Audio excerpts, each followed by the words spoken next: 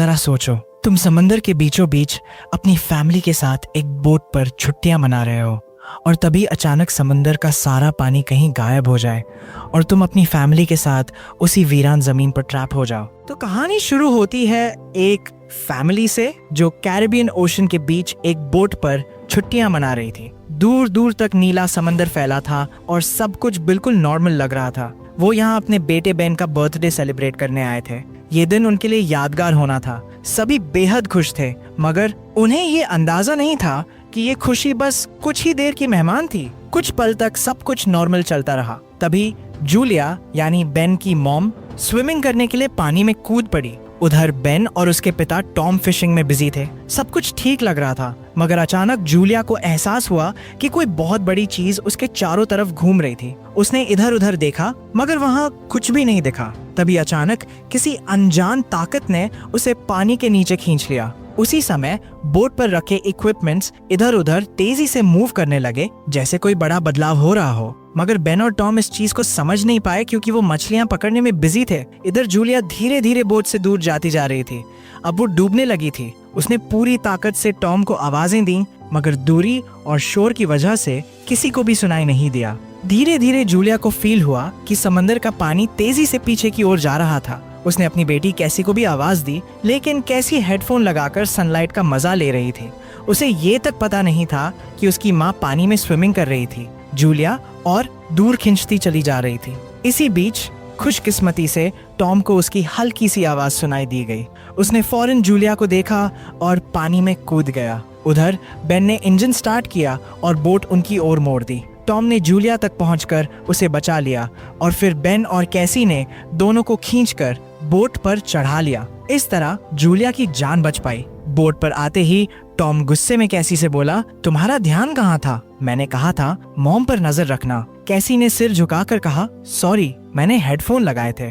खैर, जूलिया अब सुरक्षित थी। टॉम ने सख्त लहजे में कहा कि अब कोई भी बिना बताए पानी में नहीं उतरेगा। सबने उसकी बात मान ली। अब रात होने वाली थी। वो सभी बेन का बर्थडे सेलिब्रेट करने की तैयारी करने लगे। रात को पार्टी खत्म होने के बाद कैसी के बॉयफ्रेंड का वीडियो कॉल आया। कैसी ने हंसते हुए कहा कि वो सब बोट पर काफी एंजॉय कर रहे हैं, लेकिन तभी उसका बॉयफ्रेंड बोला, तुम लोग जल्दी सरफेस पर आओ, टीवी पर बता रहे हैं कि कुछ बहुत बड़ा होने वाला है। इतना सुनते ही कैसी ने स्क्रीन पर नोटिस किया कि उसके पीछे शहर में बहुत बड़ा तूफान आ रहा था। उसे देखकर कैसी घबरा गई, मगर उसी वक्त उनका कॉल कट गया। कैसी तुरंत भागकर अपनी मॉम और डैड को सब बताने लगी। इसके बाद सबने बोट की सेफ्टी चेक करनी शुरू की। चेक करते समय उन्होंने देखा कि आसपास कई व्हील और शार्क घूम रही थी, जबकि इस एरिया में आमतौर पर न तो व्हील मिलती थी और न ही शार्क। टॉम, जो एक ओशन एक्सप्लोरर था, तुरंत समझ गया कि ये सब किसी बड़े तूफान का संकेत था। मगर इससे पहले कि वो कुछ और समझ पाते,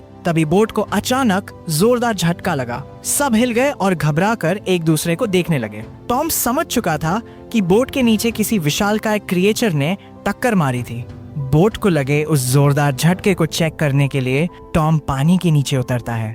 वहां उसने देखा कि बोट के नीचे बहुत बड़ा डेंट पड़ चुका था। साफ था कि ये किसी विशाल शार्क की टक्कर से हुआ था। ये देखकर वो वापस ऊपर आया, मगर उसके कंधे पर गहरी चोट लगी थी। जूली ने तुरंत उसके जख्मों पर स्टिच लगाया। इसके बाद टॉम ने अपनी फैमिली को बताया, शार्क की वजह से इंजन खराब हो गया है, अब बोट आगे नहीं बढ़ पाएगी। सबको एहसास हुआ कि वो समंदर के बीच फंस चुके थे। उनके पास सिर्फ एक ही ऑप्शन था, किसी तरह मदद बुलाना। मगर जब कैसी ने बाहर आकर कॉल करने की कोशिश की तो पता चला कि सिग्नल बिल्कुल भी नहीं थे।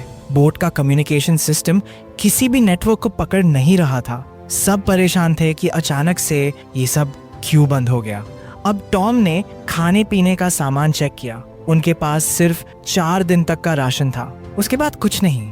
लेकिन उम्मीद अब भी थी क्योंकि वो शिपिंग रूट पर थे। टॉम को भरोसा था कि कोई ना कोई जहाज इन्हें देख लेगा। इसी बीच अचानक बाहर से जोरदार आवाज सुनाई दी। सब घबराकर बाहर भागे। उन्होंने देखा कि एक विशाल मीटियोरॉइड उनकी तरफ आ रहा था। वो सीधा बोट से टकरा सकता था। टॉम ने फौरन इंजन स्टार्ट किया, हालांकि वो जानता था कि इससे बोट बर्बाद हो जाएगी, मगर और कोई चारा भी नहीं था। जैसा सोचा वैसा ही हुआ। इंजन पूरी तरह डैमेज हो गया, लेकिन अगर वो इंजन स्टार्ट नहीं करता तो मीटियोरॉइड सीधा बोट को तोड़ देता। इसके बाद टॉम ने गौर किया कि आसमान से गिरने वाले ये ऑब्जेक्ट्स असल में सैटेलाइट्स थे। इसी वजह से अचानक रेडियो और टेलीफोन के सिग्नल्स बंद हो गए थे। सब अभी संभले भी नहीं थे कि एक और मीटियोरॉइड उनकी तरफ आने लगा। अब उनके पास बचने का कोई तरीका नहीं था। वो सब बोट के निचले हिस्से में जाकर लाइफ जैकेट पहनने लगे ताकि अगर बोट पलट भी जाए तो वो डूबे नहीं।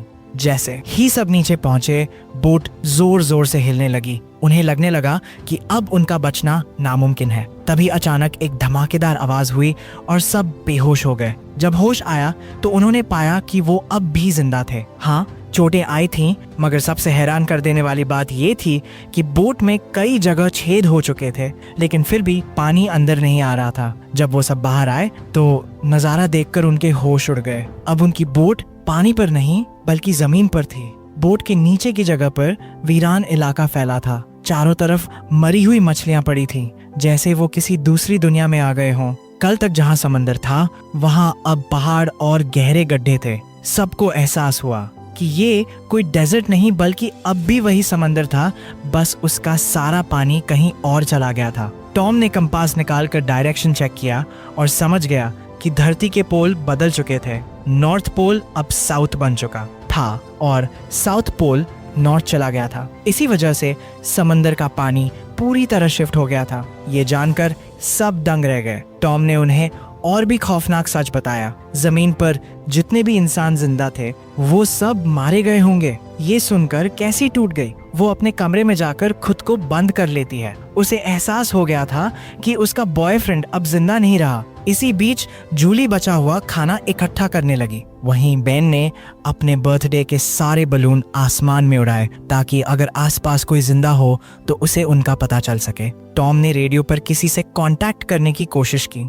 उसे उम्मीद नहीं थी कि कोई रिस्पॉन्स मिलेगा, मगर हैरानी की बात यह थी कि जवाब आया। दूसरी तरफ एक कैप्टन था, नाम था नाटो। वो भी इस समंदर शिफ्ट की सच्चाई जानता था क्योंकि उसकी सबमरीन भी इसी हालात में थी।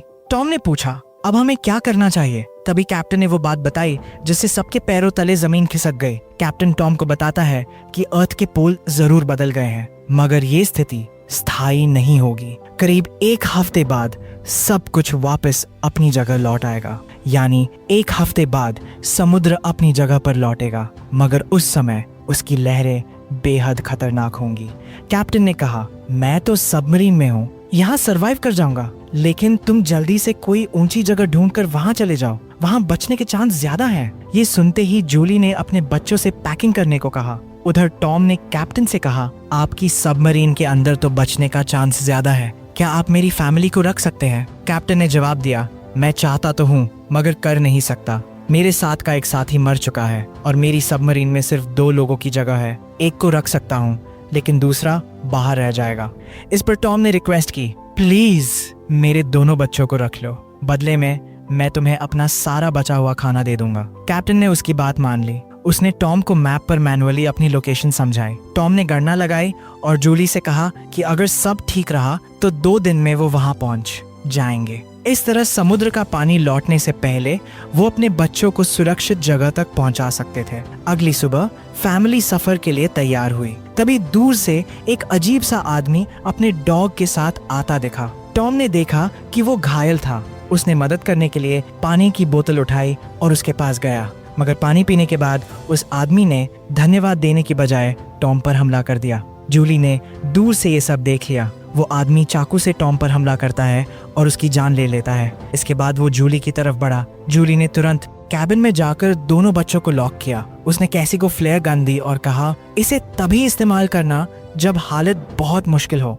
इसी बीच वो आदमी बोट तक पहुंच गया। जूली जल्दी से बाथरूम में छिप गई। किलर ने बोट में इधर उधर तलाश शुरू की। उसे खाना मिला और वो उस पर ऐसे टूटा जैसे कई दिनों से भूखा हो। खाना खत्म करने के बाद वो जूली को ढूंढने लगा। सीधा कैबिन की ओर गया, मगर वहां जाकर पता चला कि वहां कोई नहीं था। दरअसल जूली बोट के बने छेद से बाहर निकल गई थी। लेकिन उसका डॉग ने जूली को देख लिया और भौंकने लगा। मजबूरी में जूली ने डॉग को मार दिया और खुद बोट के नीचे छुप गए। किलर ने जब अपने डॉग को मरा देखा तो समझ गया कि जूली बोट के बाहर है। वो उसे पकड़ने नीचे उतरा। तभी जूली वापस बोट पर चढ़ गई और टूटे हुए शीशे से रास्ता बनाते हुए अंदर आ गई। कुछ देर बाद किलर ने उसे पकड़ लिया। उसने जूली के बालों से खींचा और उसका गला दबाने लगा। जूली ने खुद को बचाने की कोशिश की और उससे भिड़ गई। कैसी ने ये सब केबिन से देखा। उसे फ्लेयर गन याद आई। उसने गन चला दी। किलर दूर जा गिरा। हालांकि उसे ज्यादा चोट नहीं आई, मगर फैमिली को भागने का मौका मिल गया और बोट में आग भी लग गई। जूली बच्चों को लेकर बोट से बाहर निकलने लगी, मगर तभी किलर ने फिर से उस पर हमला किया। इस बार जूली ने उसे लात मारकर पीछे गिरा दिया। बाहर आते ही कैसी और बेन ने अपने पिता की डेड बॉडी देखी। दोनों रोने लगे। बेन ने खुद को दोषी ठहराया। अगर मैंने बलून हवा में ना छोड़े होते तो वो आदमी यहाँ नहीं आता। जूली भी टॉम से लिपट कर रो रही थी। तभी उसने देखा कि किलर जलती हुई बोट से बाहर निकल रहा था। अब वहाँ रुकना खतरनाक था। जूली ने दोनों बच्चों को संभाला और उन्हें लेकर वहाँ से भाग गए। अब थोड़ी ही देर बाद उनकी जलती हुई बोट ब्लास्ट हो गई। तीनों भागते भागते थक चुके थे। वो एक पहाड़ी के पीछे रुककर आराम करने लगे। उन्हें लगा कि शायद अब किलर ने उनका पीछा छोड़ दिया है, मगर बेन अब भी रो रहा था। कैसी ने उसे हिम्मत दी और पीने के लिए पानी दिया, लेकिन बेन ने पानी पीने से भी मना कर दिया। जूली ने बेटे को समझाया, इसमें तुम्हारी कोई गलती नहीं, तुमने तो मदद के लिए बलून छोड़े थे। तभी जूली ने देखा कि किलर अब भी उनके पीछे आ रहा था। तीनों फिर से भागने लगे। उनकी थकान बढ़ती जा रही थी, लेकिन जब भी वो पीछे मुड़कर देखते, किलर वहीं मौजूद होता। वो लगातार भागते रहे और एक ऐसी जगह पहुंचे जहां जहरीला पानी फैला था। वहां से गुजरना बेहद खतरनाक था, मगर जूली ने आदेश दिया कि सबको यहीं से जाना होगा। जहरीले एसिड से निकलने के बाद उनकी हालत बहुत बिगड़ गई। जूली को महसूस हुआ कि बेन डिहाइड्रेट हो चुका था। उनके पास पानी की बस कुछ आखिरी बूंदें बची थीं, जो उसने बेटे को दी, मगर उससे उसकी प्यास नहीं बुझी। अब कैसी भी हिम्मत हारने लगी। उसने कहा, हम जिस तरफ बढ़ रहे हैं शायद वहाँ सबमरीन हो भी या ना हो। जूली ने उसे डांट दिया, चुप रहो और वही करो जो मैं कहती हूँ। हम आगे बढ़ेंगे, मैं तुम्हें बचाऊंगी। जूली के कहने पर वो फिर से चलने लगे। आगे बढ़ते हुए उन्हें एक पुराना प्लेन दिखा जो सालों पहले समुद्र में गिरकर तबाह हो गया था। वो तीनों प्लेन के अंदर जाकर छिप गए। अंदर बैठकर जूली ने वो फैमिली फोटो निकाली जो उन्होंने पिछली रात ली थी। उसे देखकर सब टॉम को याद करने लगे। किसी को यकीन नहीं हो रहा था कि एक ही दिन में उनकी जिंदगी इतनी बदल गई थी। रात होने लगी। थके हुए कैसी और बेन सो गए। तभी अचानक कैसी की आंख किसी आवाज से खुली। उसने बाहर देखा तो वही किलर उनकी ओर आ रहा था। अब तीनों को हर हाल में उससे पीछा छुड़ाना था। किलर धीरे धीरे पास आया। जैसे ही वो हमला करने वाला था, जूली ने उस पर पीछे से हमला कर दिया। इस बार जूली बेहद गुस्से में थी। उसने उस पर इतने हमले किए कि आखिरकार उसकी जान ले ली। खतरा तो टल गया था। अब जूली ने चैन की सांस ली और शांति से चली गई। अगली सुबह उठे तो उन्होंने देखा कि किलर की बॉडी बुरी हालत में पड़ी थी। किसी खतरनाक क्रिएचर ने उसे काट काट कर खोखला कर दिया था। सब समझ गए कि आसपास खतरनाक जीव मौजूद हैं। अब उन्हें जल्दी से कैप्टन की सबमरीन तक पहुंचना था। जूली मैप देख रही थी। उधर बेन पानी की तलाश में भटक गया। उसने तालाब में जैसे ही पानी देखा और वो बिना सोचे उस पानी को पीने लगा। जूली ने उसे मना किया था कि वो पानी जहरीला है, मगर बेन को इतनी ज्यादा प्यास लगी थी कि उसने जूली की बात नहीं मानी। जूली दौड़कर उसे रोकती है, लेकिन तब तक वो काफी पानी पी चुका था। कुछ देर बाद बेन बीमार पड़ गया और चलने लायक नहीं रहा। मजबूरी में जूली और कैसी ने वहीं शेल्टर बनाया और आराम करने लगे। इसी बीच जूली ने अजीब आवाजें सुनी। वो बाहर गए तो देखा कि ढेर सारे केकड़े उनकी तरफ आ रहे थे। तीनों ने वहां से भागना शुरू किया। थोड़ी दूरी पर उन्हें एक बहुत बड़ी कार्गो शिप दिखी जिसके अंदर कंटेनर्स रखे थे। उन कंटेनर्स में कई लोग छिपे हुए थे। तीनों को देखते ही वो लोग अंदर चले गए। असल में वो इनसे नहीं बल्कि पीछे आ रही केकड़ों की भीड़ से डर रहे थे। जूली और उसके बच्चे कंटेनर के पास जाकर गिड़गिड़ाने लगे। उन्होंने दरवाजा खोलने की रिक्वेस्ट की, लेकिन किसी ने दरवाजा नहीं खोला। उधर केकड़ों की सेना तेजी से पास आ रही थी। अब उनके पास खुद कुछ करने के अलावा कोई रास्ता नहीं था। उन्होंने कंटेनर पर चढ़ने का फैसला किया। जूली ने पहले बच्चों को ऊपर चढ़ाया। फिर जैसे ही वो चढ़ रही थी, एक केकड़े ने उसके पैर पर काट लिया, मगर उसने किसी तरह खुद को छुड़ाया और ऊपर पहुंच गए। जूली ने अपने जख्म पर स्कार्फ बांधा और बेहोश हो गए। उधर कैसी और बेन ने देखा कि केकड़े कंटेनर को काटते हुए अंदर घुस गए और वहां छिपे लोगों पर टूट पड़े। अब उन्होंने अपने पास मौजूद हथियारों से केकड़ों को मारने की कोशिश की, मगर उनकी तादाद इतनी ज्यादा थी कि कोई टिक ही नहीं पाया। देखते ही देखते केकड़े कंटेनर के अंदर मौजूद सभी लोगों को खत्म कर देते हैं। अगली सुबह जूली को होश आया। तभी उसने देखा कि उसके बच्चे वहां नहीं थे। वो डर गए कि कहीं उनके साथ कुछ बुरा तो नहीं हो गया। मगर थोड़ी देर बाद दूर से कैसी और बेन लौटते दिखाई दिए। असल में वो खाने पीने और हथियारों की तलाश में गए थे। अब वहां केकड़े नहीं थे। जूली ने अपने पैर के जख्म को ठीक किया। उधर बेन ने कंटेनर के अंदर मरे हुए लोगों से हथियार इकट्ठे किए ताकि जरूरत पड़ने पर इस्तेमाल कर सके। वहां उन्हें थोड़ा बहुत खाना भी मिल गया। इसके बाद जूली ने कैप्टन से कांटेक्ट किया। उसने बताया, मुझ पर भी इन क्रिएचर्स ने हमला कर दिया है। मैं बहुत घायल हूँ, मदद नहीं कर सकता। और सुनो, समुद्र का पानी बहुत जल्दी अपनी जगह लौटने वाला है। जूली रो पड़ी क्योंकि अब उन्हें ये भी नहीं पता था कि सबमरीन किस दिशा में है। उनकी भागदौड़ में मैप भी कहीं खो गया था। तब कैप्टन ने मदद के लिए फ्लेयर गन से हवा में फायर किया। बेन ने उसे देख लिया, लेकिन वो जगह काफी दूर थी। तीनों तेजी से सबमरीन की ओर बढ़ने लगे, मगर उनका रास्ता बेहद कठिन था। वहां से गुजरते हुए उन्हें फिर से उन केकड़ों का सामना करना पड़ सकता था। खतरा बड़ा था। अब कैसी को भी अपनी माँ की चिंता होने लगी। उसने कहा, कैप्टन तो हम दोनों को सबमरीन में रख लेगा, लेकिन मम्मी का क्या होगा? जूली ने उसे डांटा, तुम्हें ये सब सोचने की जरूरत नहीं। ये सब हम जब सबमरीन तक पहुंचेंगे तब डिसाइड करेंगे। अब बस आगे बढ़ो। वो आगे बढ़े ही थे कि अचानक वहां लैंडस्लाइड होने लगी। जूली सबसे पीछे थी। तभी एक बड़ा पत्थर आकर उसके सामने गिरा और वो वहीं फंस गई। मगर कैसी अपनी माँ को छोड़कर आगे नहीं बढ़ना चाहती थी। मगर जूली ने कसम दिलाई हर हाल में खुद को और अपने भाई को बचाना। मजबूरी में कैसी बेन को लेकर आगे बढ़ गई। जब दोनों सबमरीन तक पहुंचे तो सबमरीन का दरवाजा खटखटाने लगे, मगर वहां कोई नहीं मिला। तभी पीछे से कैप्टन आया। वो बुरी तरह घायल था। उसने कहा, सबमरीन में 3 लोग बैठ सकते हैं, मगर मेरे बचने की चांस बहुत कम है। अगर मैं अंदर भी चला जाऊं तो जिंदा नहीं रहूंगा। ये सुनते ही कैसी वापस भागी। वो तुरंत जूली के पास पहुंची, मगर उधर फिर से केकड़ों का झुंड आ गया था। जूली ने गन से उन्हें शूट करना शुरू किया, मगर जल्द ही उसकी गोलियां खत्म हो गईं।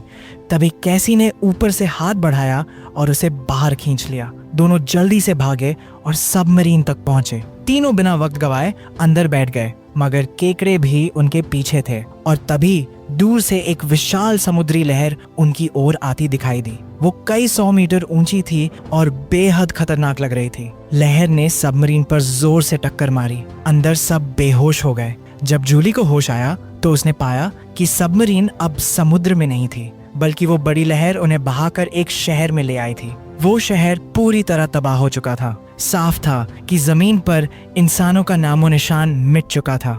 और इसी खौफनाक सीन के साथ फिल्म खत्म हो जाती है। अगर वीडियो अच्छी लगी हो तो चैनल को सब्सक्राइब और वीडियो को लाइक जरूर करें। मिलते हैं अगली कहानी में।